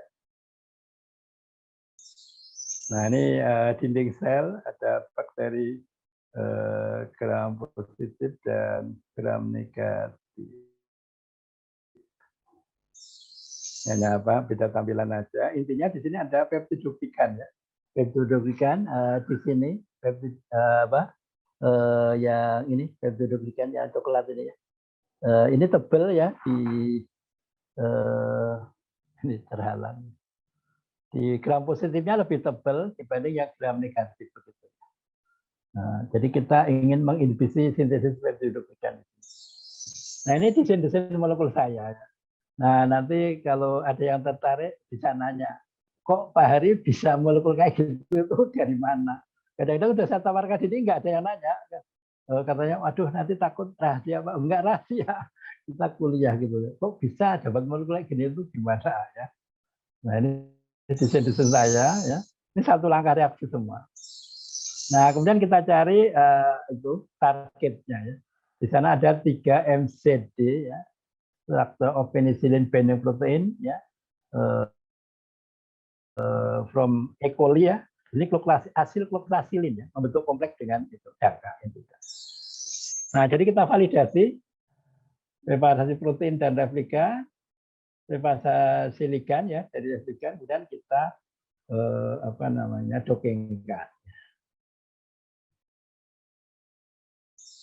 Nah, kemudian kita cari NMSD-nya ya. Nah, ternyata ada yang di bawah 2 angstrom, berarti valid. Nah, kita lanjutkan docking desain kita.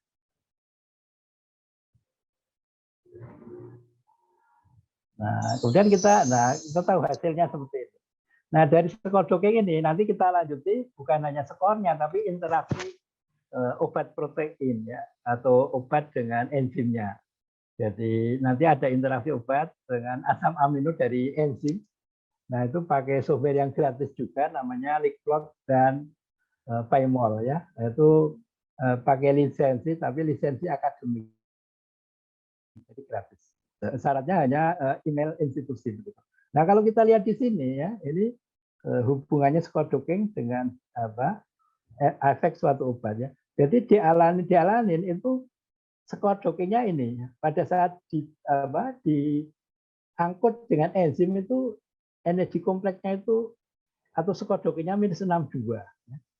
Sementara kloxacillin minus 79. Jadi ini kemudian hasil kloxacillin minus 81. Jadi ini lebih stabil ya. Jadi kalau ada enzim, kemudian ada kloroksilin atau ada asetilkloroksilin atau ada molekul lain, kalau lebih stabil maka ini nggak akan diangkut di alanin.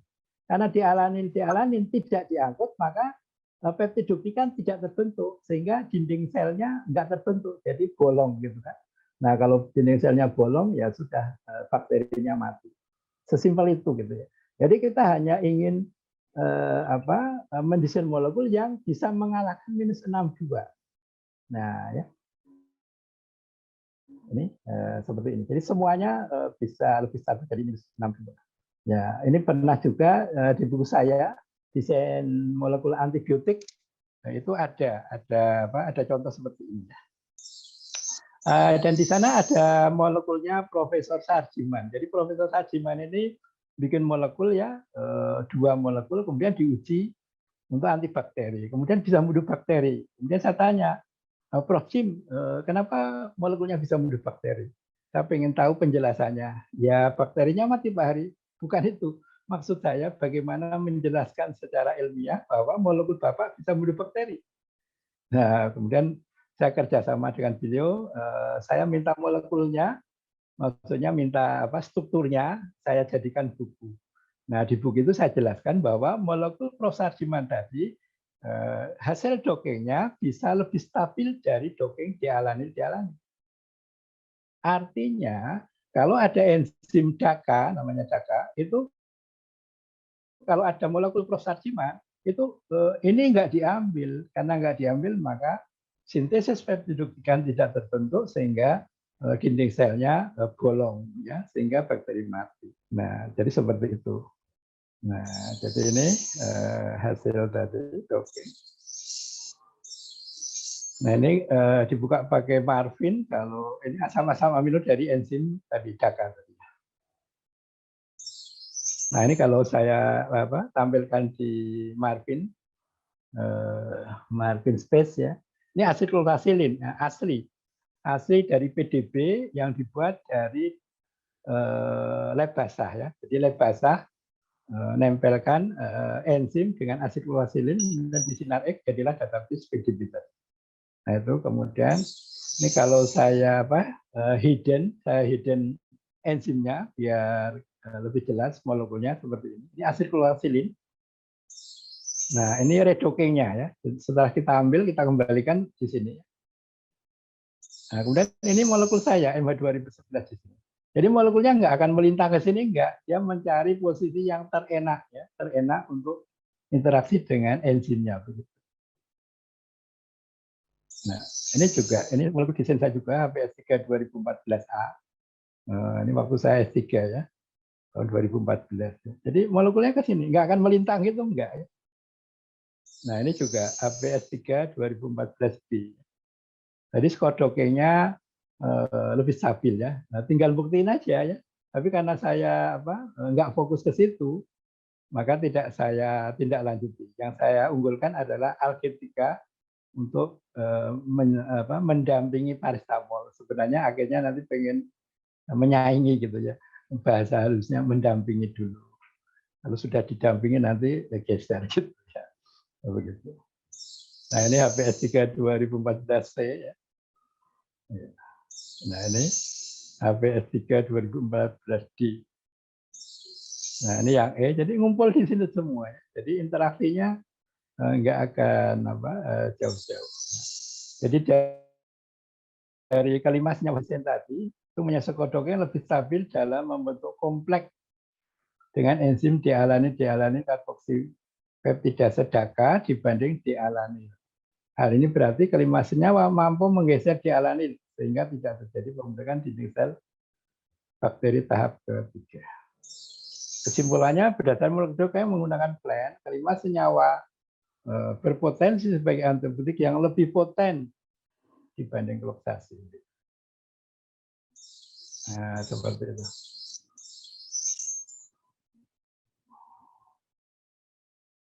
Ya, tampaknya ada pertanyaan. Silakan. Pak. Ya, silakan. Dari Olvi. Izin bertanya, apakah dalam melakukan metode molekular docking memiliki kelemahan? Jika iya, apa saja kelemahannya? Seperti itu, Pak. Ya, jadi molekular docking itu kelemahannya apa? Kelemahannya dia pertama yang harus hati-hati dalam memilih target. Jadi docking itu kelihatannya tadi gampang ya, tapi pertama hati-hati memilih target atau kode PDB. Ya. Nah, soalnya kalau salah memilih, nanti ya nggak karuan. Jadi saya pernah nawarin seseorang untuk mengadakan docking sebelum diuji. Apa jawabnya? Oh, enggak Pak Hari, saya nggak tertarik docking. Kenapa? Oh, antara docking dan hasil uji in vitro saya nggak ada hubungannya Pak Hari. Nah, jadi saya menduga itu pasti ada sesuatu yang salah. Jadi harus hati-hati. Dalam docking pertama kode, yang kedua software. Softwarenya itu kebanyakan softwarenya adalah semi fleksibel ya. Jadi yang bergerak hanya ligannya.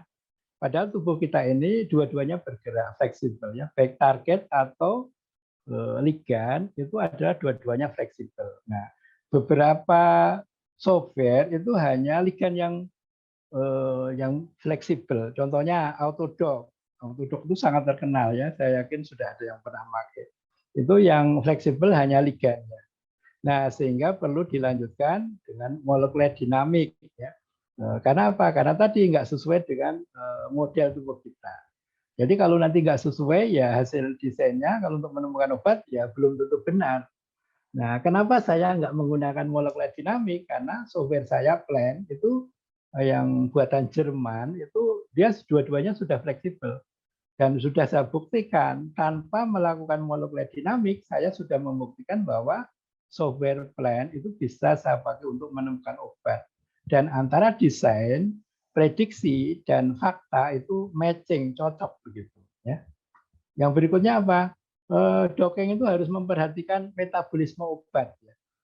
Metabolisme obat. Jadi kalau kita dockingkan yang berinteraksi dengan reseptor itu apa ya? Apa ya?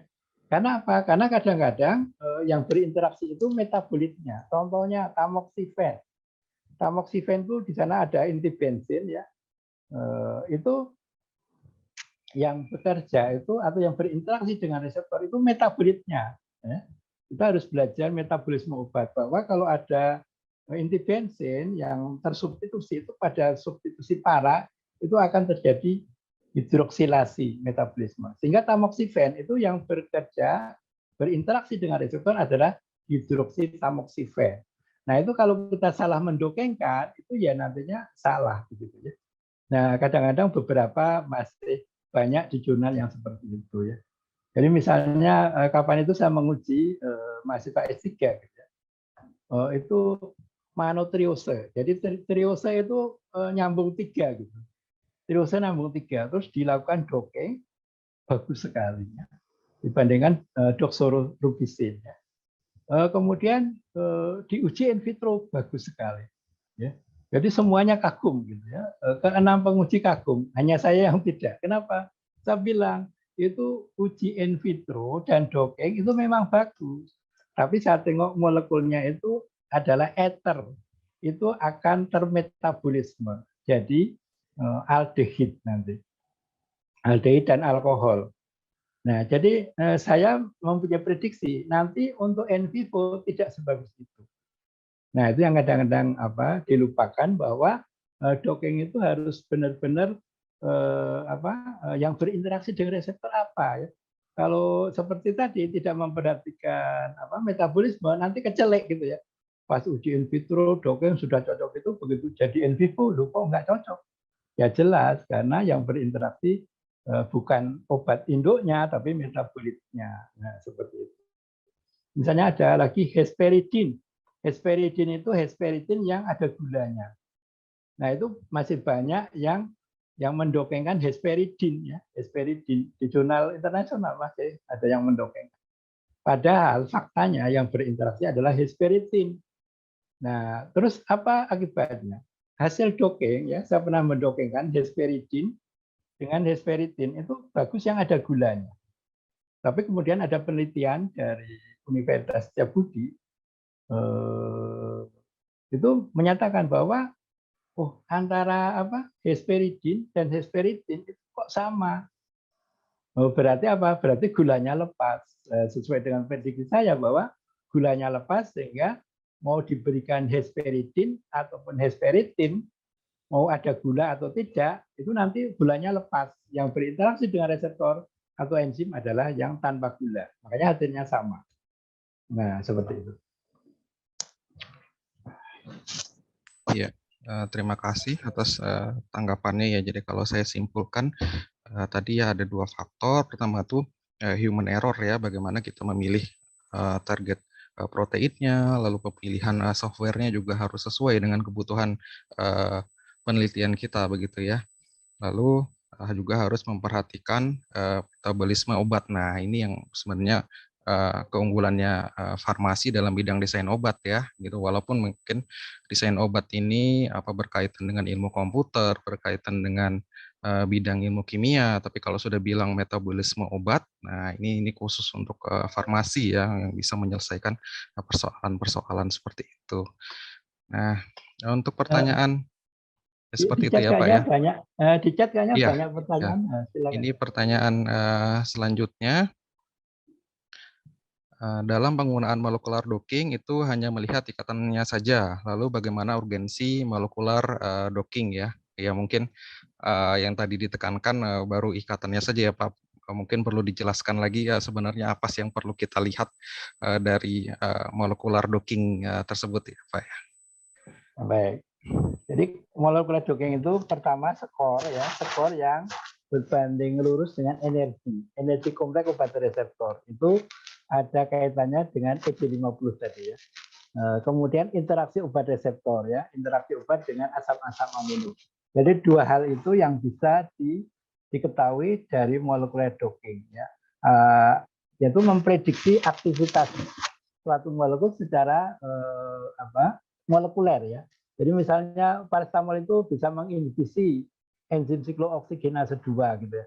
Dengan docking bisa dijelaskan bagaimana cara menginhibisinya. Oh, diikat oleh sekian asam amino misalnya seperti itu ya. Nah, jadi seperti itu tadi apa lagi? Jadi ya tidak hanya ikatannya saja ya, kita bisa melihat skor yaitu berkaitan dengan energi ya, dari situ kita lihat bisa dilihat kekuatan ikatannya saja ya. Lalu interaksi dan prediksi cara pengikatan juga ya, kita tidak mungkin kita bisa melihat bagaimana interaksinya misalkan di lab basah gitu ya. Nah, itu kita bisa terbantu dengan molekular docking ya, untuk secara visual kita bisa melihat gitu ya. Jadi kepentingannya di situ. Lalu selanjutnya dalam perkembangan ini pertanyaan kedua ya, ya, betul. dalam perkembangan penemuan obat di Indonesia tadi dikatakan masih sulit. Lalu dengan adanya molekular docking ini sebenarnya ada perkembangan nggak sih Pak? Apakah ada peningkatan dalam penemuan obat di Indonesia seperti itu Pak?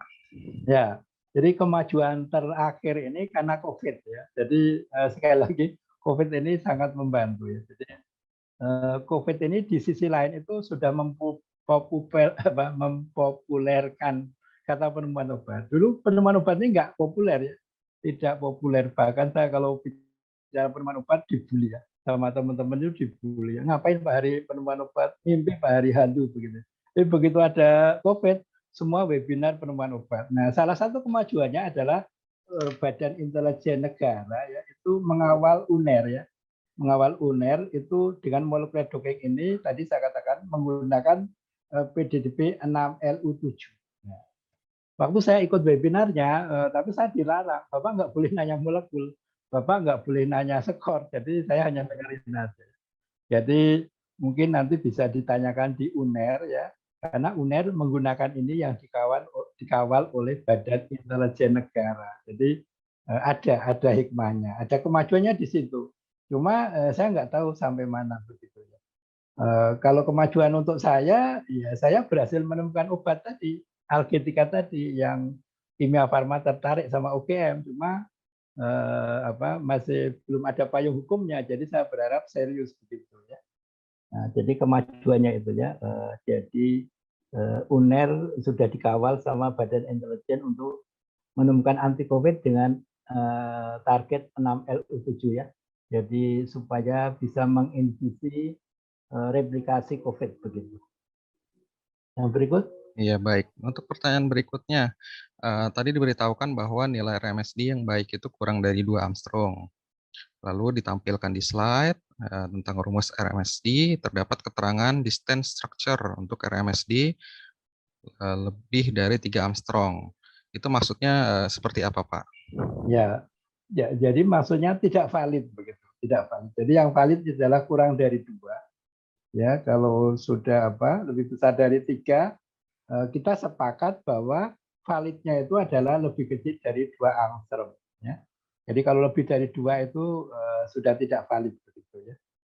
Begitu kesepakatan kita begitu ya. Jadi kalau kita apalagi RMSD-nya misalnya 3, 4, 10 itu nggak bisa. Jadi nanti kalau untuk desain obat ya karena tidak valid ya, itu ya prediksinya nanti jauh sekali ya. Jadi misalnya kita memprediksi obat ini lebih bagus dari obat A misalnya, ternyata kok nggak gitu ya, karena nggak valid.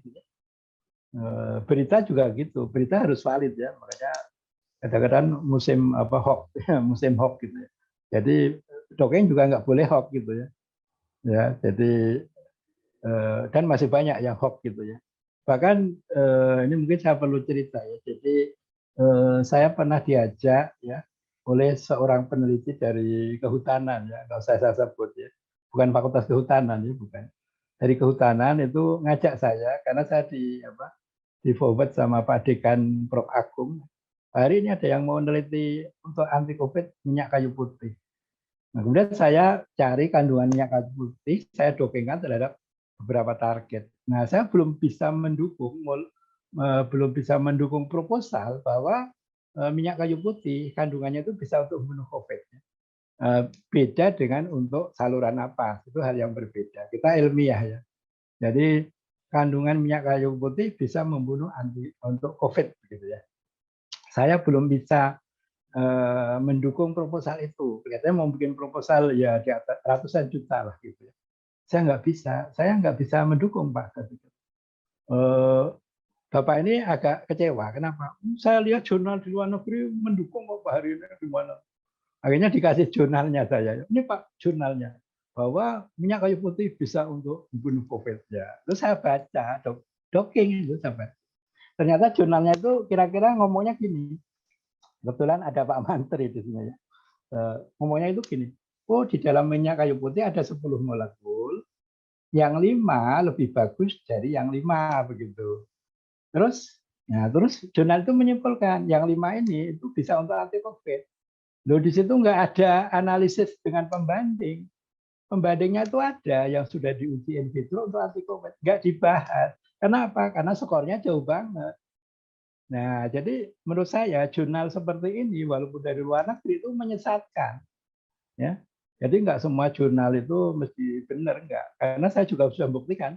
Ya. Saya membuktikan begini, saya desainkan molekul sama mahasiswa saya, belum selesai, itu sama dia sudah pakai untuk seminar di Jepang, diterima gitu. Saya bilang, ini jelek banget datanya, kenapa kamu ajukan? Ya Pak, pokoknya udah diterima Pak, saya mau ke Jepang katanya. Weh, nekat anak ini ya. Akhirnya biaya sendiri ke Jepang. Wih, saya juara Pak katanya. Juara apa? Data amburadul gitu kok juara? Iya Pak, saya juara. Saya itu mau masuk Elsevier Pak. Oh, benar masuk Elsevier ya. Saya tengok, waduh ini hancur-hancuran. Akhirnya ada yang tanya gitu ya, tanyanya halus. Pak Hari, ini jurnal Pak Hari ya. Kok ada? Iya itu punya mahasiswa saya. Ada apa? Ini kok seperti ini saya nggak paham Pak. No. Ya, orang Indonesia kan kalau tanya halus gitu ya. Tak ceritain, ini data sampah itu memang salah semua saya bilang. Oh akhirnya dia paham. Nah itu contoh bahwa saya pernah karena mahasiswa saya itu jurnal saya masuk Elsevier padahal datanya data sampah. Nah kembali ke masalah tadi jurnal yang COVID tadi. Terus saya bilang sama Bapak itu, saya nggak bisa mendukung, menurut saya jurnal ini sesat. Kalau Bapak yakin jurnal ini benar, silakan dilanjutkan uji in vivo Pak. Jadi Bapak nyediain coronavirus yang banyak, Bapak tetesin minyak kayu putih. Kalau jurnal ini benar, nanti coronanya mati semua Pak. Tapi kalau jurnal ini salah, nanti coronanya tambah banyak. Apakah Bapak siap untuk dikeroyok corona? Akhirnya Bapak itu agak kecewa. Nah, jadi seperti itu ya. Ada lagi? Iya. Masih ada yang ingin ditanyakan bagi peserta? Ya, saya rasa bisa dicukupkan ya, Pak. Ya, mungkin jika masih menyimpan pertanyaan gitu ya, saya sangat merekomendasikan untuk meng-add Facebook-nya Pak Hari ini ya, karena Oh, beliau iya. seringkali mengadakan kelon ya Pak ya, kuliah Iya, kalau kelas kelas online online. ya, kelas Kelas online online. seperti itu ya. Saya rasa banyak sekali yang bisa kita dapatkan. Ini ilmunya Pak Hari ini masih banyak ini di belakangnya gitu ya. Ini baru permukaannya saja gitu ya. Dan kita juga bisa melihat membaca buku-buku beliau gitu ya, yang mungkin sangat membantu kita. Ada satu pertanyaan lagi mungkin nih Pak, Ya, menyusul nih Pak. silakan. Silakan. Untuk docking penyakit HIV menggunakan plan, saya sudah berapa kali docking, bahkan sampai 20 konfirmasi. Nah, Oh, ini iya, sudah iya, mulai iya. meneliti nih Pak. Oh, ya, sudah. Tetap saja RMSD-nya lebih dari 2. Oh, iya, iya. Lalu ganti kode protein. Belum juga menemukan RMSD di bawah 2, artinya dia mengubah targetnya ya Pak ya. Iya, iya, iya. Apakah memang untuk docking protein pada HIV itu agak sulit Pak? Memang saya lihat beberapa jurnal MSD-nya tidak dicantumkan. Terima kasih Oh, Pak. iya, iya. Sehat selalu. Ya, betul ya. Jadi sangat bagus ya pertanyaannya. Karena memang kadang-kadang seperti itu ya. Jadi saya sering nangkap ya kalau seminar sering nangkap RMSD-nya tidak valid ya. Saya sering nangkap ya, seperti saya katakan tadi ya. Saya juga pernah mereview diminta review jurnal-jurnal tentang docking gitu. Jadi kalau sudah sampai 20 konformasi belum valid itu 20 tadi dihitung satu atau yang terendah saja?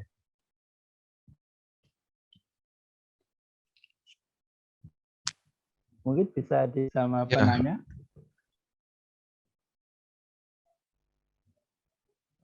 untuk Raserio, silahkan bisa di open mic mungkin.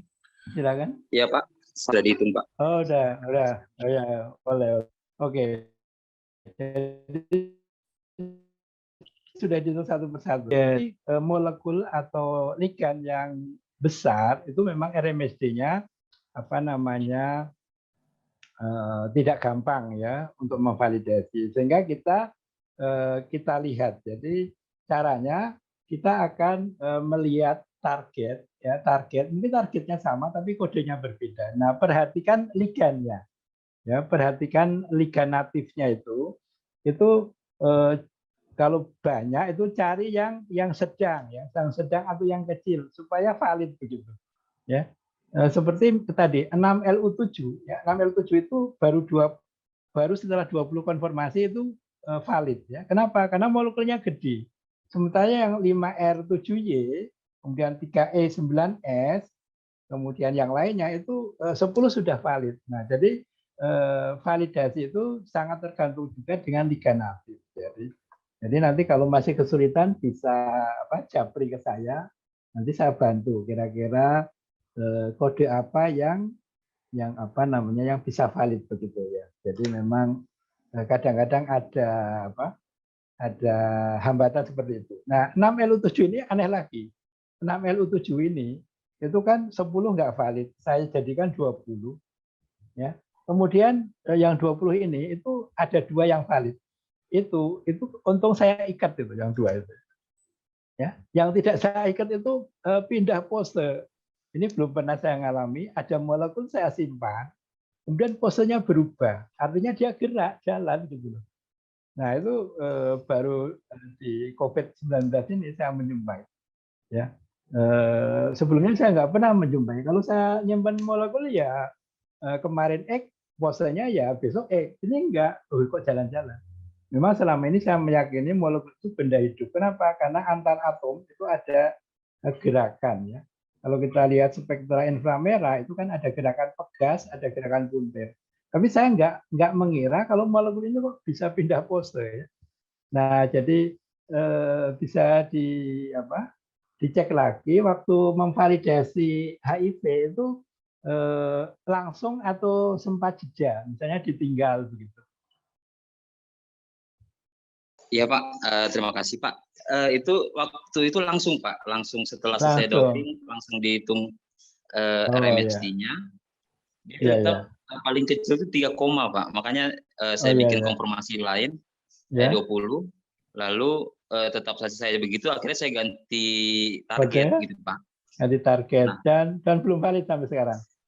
Iya, belum valid sampai sekarang Pak. Oh, Makanya iya. nanti ikutin saran Pak Hari tadi deh ganti Iya. apa Pak? Ligan Pak ya, ligan Iya, yang lebih kecil. Iya, jadi nanti bisa di Wikipedia gitu kan, nanti HIV nanti kadang-kadang bisa banyak sekali kode, nanti bisa kita pilih. Kita lihat satu-satu liganya, kita pilih yang sedang atau yang sedang begitu ya. Karena kalau yang besar biasanya memang validasinya susah begitu. Ya, terima kasih.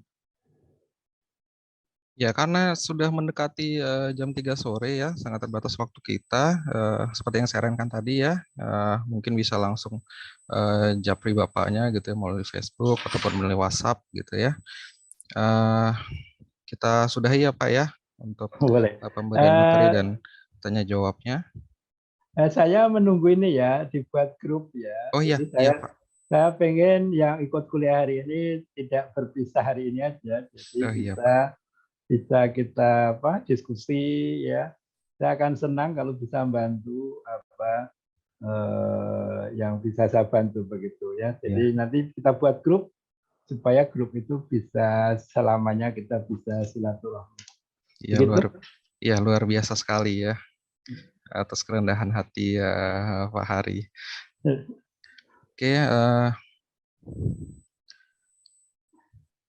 ini ada titipan Pak dari Prodi sebagai kenang-kenangan dari kami ya Pak ya, berupa sertifikat. Ya, dengan ini kami serahkan sertifikat kepada Dr. Apoteker Hari Purnomo MS sebagai pemateri di kuliah tamu siang hari ini. Mohon diterima Pak. Oh iya, terima kasih ya. Ya. Jadi kalau misalnya nanti Prodi pengen buka kuliah gitu ya, ya nanti bisa. Saya bersedia kalau bisa kuliah online gitu ya. Jadi misalnya kuliah pilihan tiap minggu berapa 1 SKS atau gimana? Dengan senang hati ya. Oh ya, siap Pak. Silakan ya. Siap Pak. Ya, terima kasih. Dulu saya pernah ngajar kimia komputasi untuk S2 tapi bahan alam ya, 2 SKS ya. Jadi saya ajari dongeng sama HKSA dan itu cukup menarik ya di Universitas Ahmad Dahlan begitu. Ya begitu. Terima kasih atas kepercayaannya untuk berbagi ilmu dengan molekuler dongeng ini. Ya, kami ucapkan terima kasih juga bagi para peserta yang sudah hadir dalam kuliah tamu kita pada hari ini. Semoga apa yang kita pelajari atau kita lakukan hari ini membawa kebaikan bagi kita, kemajuan dunia farmasi dan kebaikan bagi bangsa dan negara Republik Indonesia. Dengan ini saya tutup kuliah tamu kita. Selamat sore, terima kasih. Terima kasih. Terima kasih Pak Hari. Terima kasih banyak Pak. Terima kasih Pak. Terima kasih Pak. Terima kasih banyak Pak.